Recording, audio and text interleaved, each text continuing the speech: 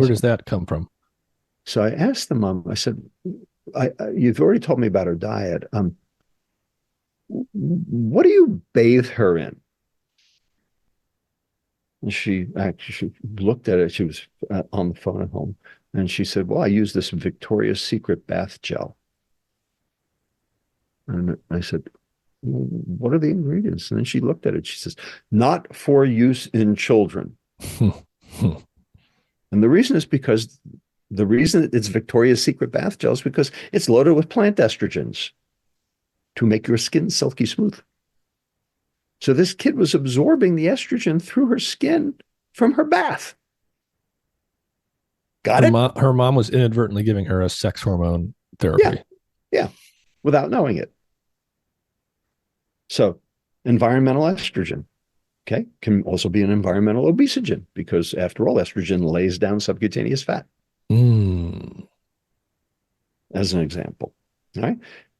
Parabens, things that are in cosmetics like lipstick, okay, and hair care products.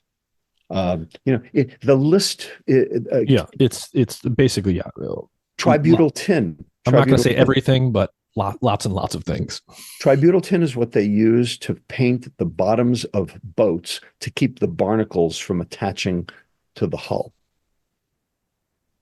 Okay, so all our water supply is filled with tributyl tin. And my colleague, Dr. Bruce Blumberg at University of California, Irvine, has shown that this particular compound is so egregious and also has epigenetic effects going forward. So you can expose an animal to tributyl tin and their great, great, great grandchild will be obese because of what you did to the great great grandmother.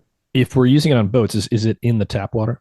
Yeah, it's in the tap water, and we're in the tap water at levels that should concern us. Yeah. Yes, absolutely. So you're never going to get away from these PFAS. Polyfluorinated alkylated substances. The whole Teflon thing. If anybody wants to watch the movie Dark Waters, came out in 2019 with Mark Ruffalo. It's all about DuPont and how they hid the Teflon story from from the populace for 20 years. Okay, this is and these are forever chemicals. They are not going away. Another example, DDT.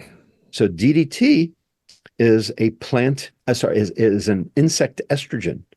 Okay, it is an insecticide. Okay, it's what we sprayed on all of the crops during World War II, to basically get rid of the, insects, malaria, and what have you. Okay. But turns out DDT is an estrogen, two hydroxyl groups, 22 estrogens apart. That's why it was a good insecticide. It was basically a contraceptive, for the insects. But we can measure DDE levels in pregnant women's urine today, and it predicts obesity in the child at age 5.